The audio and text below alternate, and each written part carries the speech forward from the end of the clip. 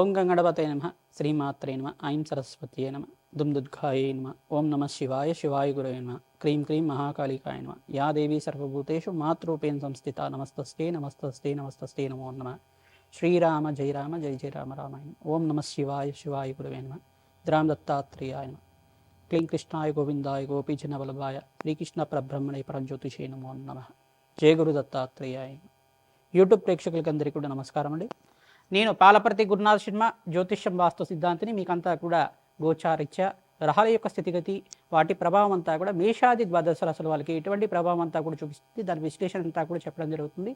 ప్రధానంగా చూసుకుంటే మార్చి నెల ఫాల్గుణ మాసం పౌర్ణమి వేళల్లో అంతా కూడా మంగళవారం రోజున మనకి మధ్యాకాలంలో అంతా కూడా కేతు గ్రహస్థ చంద్రగ్రహణం అంతా కూడా సింహరాశిలో సంభవిస్తుంది.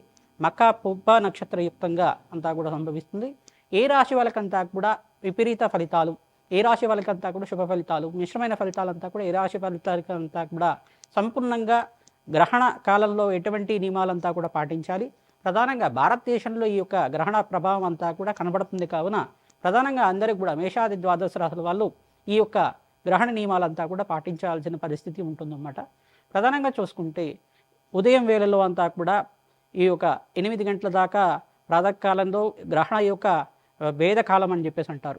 6 గంటల నుంచి 8 గంటల దాకా గ్రహణ వేదకాలం అనేది ప్రారంభమవుతుంది.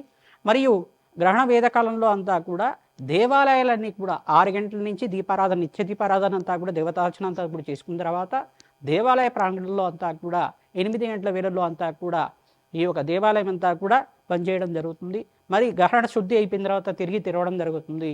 ప్రధానంగా చూసుకుంటే ఈ యొక్క గ్రహణ నియమాలన్నీ కూడా చూసుకుంటే గ్రహణ కాలాలు ఏ కాలంలో జరుగుతుంది అని చెప్పేసి అంటే మధ్యాహ్నం 3:20 నుంచి ప్రారంభమవుతుంది. మధ్యాహ్నం వేళల్లో అంతా కూడా చూసుకుంటే గ్రహణ పట్టు అంటారు, స్పర్శాకాలం అంటారు దీన్నంతా కూడా.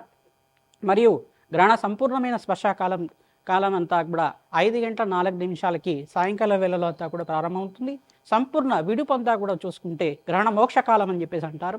దీనంతా కూడా 6:47 దాకా గ్రహణ కాలం అంతా కూడా సంపూర్ణంగా చంద్రగ్రహణం అంతా కూడా ఈ యొక్క కాలంలో అంతా కూడా పుణ్యకాలంగా చెప్పడం జరుగుతుంది. గ్రహణ పట్టుకాలం విడుపు కాలం అంతా కూడా సంపూర్ణంగా విశ్లేషణ చేయడం జరిగింది. ఈ యొక్క స్నానానికి పుణ్యమైన ఫలితం అంతా కూడా గ్రహణ స్నానాలు ఆచరించడం వల్ల, పట్టు స్నానం విడుపు స్నానం చేయడం వల్ల కోటి యజ్ఞాల ఫలితాలు రావడానికి ఆస్కారం ఉంటుంది. ప్రధానంగా చూసుకుంటే గర్భవతులంతా కూడా నియమాలు పాటించాల్సి ఉంటుంది. ఉదయం వేళల్లో అంతా కూడా 10:30 దాకా ఈ యొక్క భోజనాది కార్యక్రమాలు, అల్పాహారం అంతా కూడా తీసుకోవడం వల్ల శ్రేష్టంగా ఉంటుంది. గ్రహణ నియమాలంతా కూడా ఉదయం వేళల్లోనే భోజనాది కార్యక్రమాలు అంతా కూడా సంపూర్ణంగా ఆచరించాలి. మధ్యాహ్న వేళల్లో అంతా కూడా భోజనాలు చేయకూడదు.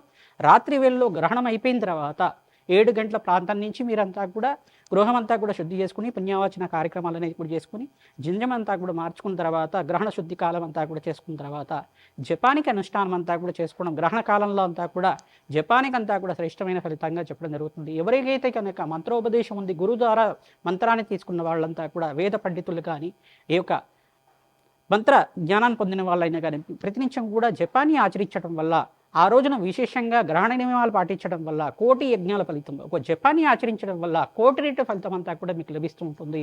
తద్వారా మీరంతా కూడా దైవతార్చన చేయడం వల్ల, దేవుడి యొక్క నామస్మరణం చేయడం వల్ల, జగన్మాత యొక్క నామస్మరణ మాత్రం చేతిని కోటిసార్లు జపం చేసిన ఫలితం అంతా కూడా మీకు జరుగుతుంది.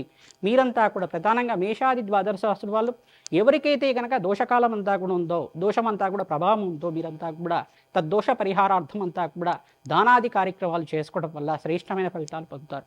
ప్రధానంగా చూసుకుంటే ఈ గ్రహణ కాలంలో అంతా కూడా చంద్రమా మనుషో జాతః అని చెప్పేసి అంటారు. ప్రధానంగా మనక్కారకుడైన చంద్రభగవానుడు అంతా కూడా కేతు గ్రహస్థంగా అంతా కూడా జరుగుతుంది. కావున ఇక్కడ ప్రధానంగా చూసుకుంటే సింహరాశిలో పుబ్బ నక్షత్రం వాళ్ళకి, మరియు మకా నక్షత్రం వాళ్ళకి, ఉత్తర నక్షత్రం వాళ్ళకి, మరియు కర్కాటక రాశిలో వాళ్ళకి కూడా ఈ గ్రహణం అంతా కూడా చూడకూడదు అనమాట. ప్రధానంగా సింహరాశి వాళ్ళు గ్రహణం చూడకూడదు. ప్రధానంగా చూసుకుంటే కన్యారాశి వాళ్ళకు కూడా వ్యయస్థానంలో అంతా కూడా ఈ యొక్క గ్రహణం అంతా కూడా సంభవిస్తుంది. కావున గ్రహణ ప్రభావం అనేది ఉంటుంది. మరియు వృశ్చిక రాశి వాళ్ళకి శుభమైన ఫలితాలు ఇస్తుంది.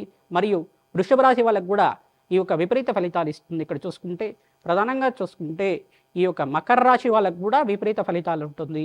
మరియు ఇక్కడ చూసుకుంటే ప్రధానంగా మీనరాశి వాళ్ళకి అత్యంత శుభమైన ఫలితాలు రావడానికి ఆస్కారం ఉంటుంది. మరియు ఇక్కడ చూసుకుంటే తులారాశి వాళ్ళకి కూడా అత్యంత శుభమైన ఫలితాలు రావడానికి ఆస్కారం ఉంటుంది. కర్కాటక రాశి వాళ్ళకి, కుంభరాశి వాళ్ళకి, ధనుస్సు రాశి వాళ్ళకంతా కూడా మిశ్రమైన ఫలితాలు, మేషరాశి వాళ్ళకు కూడా మిశ్రమైన ఫలితాలు రావడానికి ఆస్కారం ఉంటుంది. ప్రధానంగా చూసుకుంటే ఈ గ్రహణ కాలం అంతా కూడా భారతదేశంలో సంపూర్ణంగా అండమాన్ నికోబార్లో కానీ, సింగపూర్లో కానీ, లండన్, జర్మనీ మరియు ఇండోనేషియా ప్రాంతంలో, ఏషియా ప్రాంతంలో, ఆస్ట్రేలియా, ఆసియా, లండన్, జర్మనీ అంత ప్రాంతంలో కూడా ఈ యొక్క కాలిఫోర్నియా, నార్త్ అమెరికా, సౌత్ అమెరికాలో అంతా కూడా గ్రహణం అంతా కూడా సంభవిస్తుంది. మీరంతా కూడా మేషాది ద్వాదశ రాశి వాళ్ళు ఈ యొక్క తద్దోష పరిహారార్థం అంతా కూడా ఎవరికైతే చెప్పామో మీరంతా కూడా ఈ దానాది కార్యక్రమాలు చేసుకోవడం వల్ల మీ జాతకరీత్యా ఉన్న చంద్రగ్రహ దోష నివారణం అంతా కూడా నివారణ అవుతుంది. ప్రధానంగా చూసుకుంటే కంచు పాత్రలో అంతా కూడా ఆవునే తీసుకొని దాంట్లో చంద్రబింబము మరియు ఈ యొక్క సర్పబింబానంతా కూడా తీసుకుని, వెండితో చేసిన బింబానంతా కూడా తీసుకుని బ్రాహ్మణత్వకంతా కూడా దానం చేయడం వల్ల, దక్షిణ సహితంగా అంతా కూడా దానం చేయడం వల్ల, ఉలవలు బియ్యం అంతా కూడా దానం చేయడం వల్ల శ్రేష్టమైన ఫలితాలు పొందుతారు. తెల్లటి వస్త్రాన్ని దానం చేయాలి. మరియు మీరు ఇక్కడ చూసుకుంటే బియ్యం అంతా కూడా ప్రధానంగా చూసుకుంటే 2 కేజీలు కానీ 5 కేజీలు కానీ ఇదంతా కూడా దానం చేయడం వల్ల అన్నదాన ఫలితం అంతా కూడా జరుగుతుంది. మీరంతా కూడా స్వయంపాక దానం ప్రధానంగా మహావిష్ణు స్వరూపంగా బ్రాహ్మణత్వం అంతా కూడా పూజ చేయడం వల్ల, మహావిష్ణు స్వరూపంగా భావించి స్వయంపాక దానం చేయడం వల్ల, బ్రాహ్మణత్వంకంతా కూడా భోజనార్థం స్వయంపాక దానం చేయడం వల్ల శ్రేష్టమైన ఫలితాలు పొందుతారు. స్వయంపాకం అంతా కూడా దానం చేసుకోవాలి. తెల్లటి వస్త్రాన్ని దానం చేయడం వల్ల సంఘంలో గౌరవం పెరుగుతుంది, రాజయోగం కలుగుతుంది. వీకంతా కూడా వ్యాపారం అభివృద్ధి అవుతుంది, అష్టలక్ష్మి శ్రీనివాసంగా ఉంటుంది. తద్వారా ఈ యొక్క గ్రహణ నియమాలు ఎవరైతే పాటిస్తూ ఉంటారో శ్రేష్టమైన ఫలితాలు పొందడానికి ఆస్కారం ఉంటుంది. మనక్కారకుడైన చంద్రుడికంతా కూడా ఇక్కడ గ్రహణం కలుగుతుంది కావున మనస్సు మీద ప్రభావం ఎక్కువగా ఉంటుంది. ప్రధానంగా మేషాది ద్వాదశులంతా కూడా ప్రధానంగా చంచలమైన మనస్వభావంతో ఉంటారు కావున చంచలత్వం అనేది ప్రధానంగా ఉంటుంది. తద్దోష పరిహారార్థం అంతా కూడా పరమేశ్వరుడి ప్రీతికరంగా క్షీరాభిషేకం చేయించడం, ప్రధానంగా అన్నాభిషేకం చేయించడం వల్ల కష్టాల నుంచి బయటపడడానికి ఆస్కారం ఉంటుంది. ప్రతినిత్యం కూడా అమ్మవారి ఆరాధన చేసుకోవడం వల్ల శ్రేష్టమైన ఫలితాలు పొందుతారు. ప్రధానంగా చూసుకుంటే గోమాతకి ఎవరైతే కనుక పచ్చిక తెలకపిండి గ్రాసాన్నంతా కూడా మీరు గ్రహణ నియమాలు అయిపోయిన తర్వాత ఈ యొక్క గోమాత సేవ చేయడం వల్ల శ్రేష్టమైన ఫలితాలు పొందడానికి ఆస్కారం ఉంటుంది.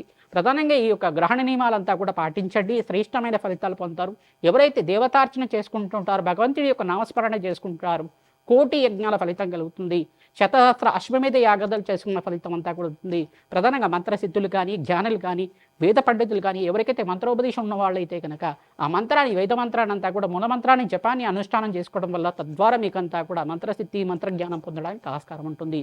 తద్వారా ఈ యొక్క తద్దోష పరిహారార్థం అంతా కూడా దానాది కార్యక్రమాలు చేయడం, దశదానాలు, షోడశ దానాలంతా కూడా ఆచరించడం వల్ల మీకు యజ్ఞాది ఫలితం కలిగిన ఆస్కారం ఉంటుంది. కోటి యజ్ఞాల ఫలితం అంతా కూడా సిద్ధించడానికి ఆస్కారం ఉంటుంది.